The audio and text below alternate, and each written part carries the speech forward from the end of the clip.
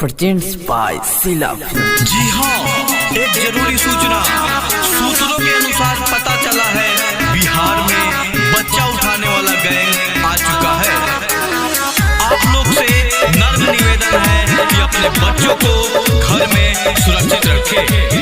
बाबे सोची के हाँ बाबे सोची के दिल घबराइल, गावे गावे लइका चोरवा आइल। बाबे सोची के दिल घबराइल, गावे गावे लइका चोरवा आइल।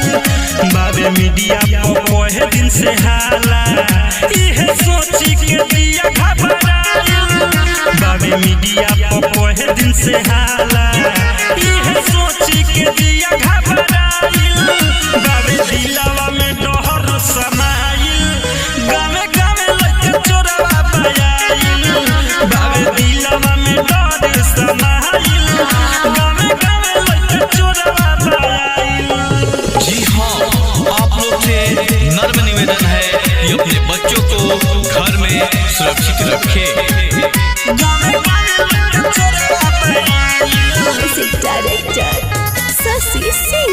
बाबे दिलवा में डहर समाइल, गावे गावे लइका चोरवा आइल। भीख मांगे के बहाने से आवे, देखे न केहू के तो जड़ी सुहावे। दुनिया बस पागल के भेष में हो, धीरे धीरे फैलता पूरा देश में हो। का होई अब कुछ ना बुझाता, चारू ओरी बा खबर छिटाइल।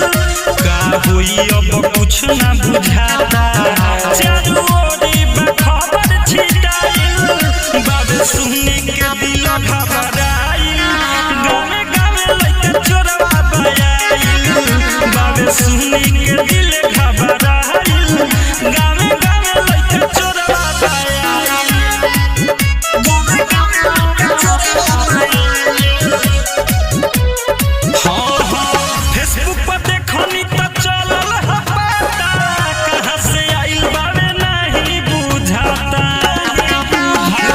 नजरी के सामने ध्यान रखलू, अपना बच्चा पर पूरा ख्याल रखलू। अपना बच्चा पर पूरा ख्याल रखलू। सुन ससिया मिठल तूफानी, रह घरवे में तू हो लुकाइल। सुन ससिया साहेब परवे, रह घरवे में तू हो लुकाइल।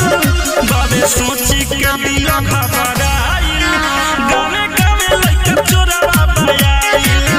बाबे सोची के दिल घबराइल, गावे गावे लइका चोरवा आइल। सिला recording studio Motihari. Contact number 91 23 12 12 58।